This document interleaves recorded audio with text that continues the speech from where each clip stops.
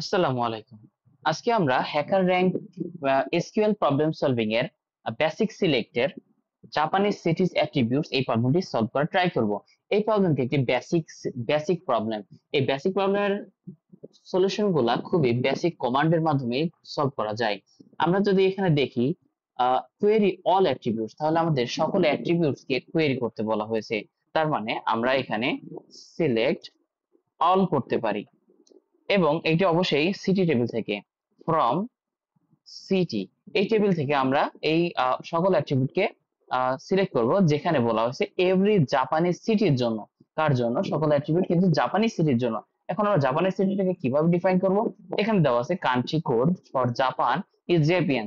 তার মানে আমাদের কান্ট্রি কোডের ভ্যালু যখন জেপিএন এর সমান হবে তখন আমরা বলতে পারবো এটা জাপানিজ। অর্থাৎ এখানে আমরা হোয়ার দিয়ে কন্ডিশনটা অ্যাপ্লাই করব কান্ট্রি কোডের উপরে। সো কান্ট্রি কোড হবে কার সমান? জেপিএন এর ইকুয়াল।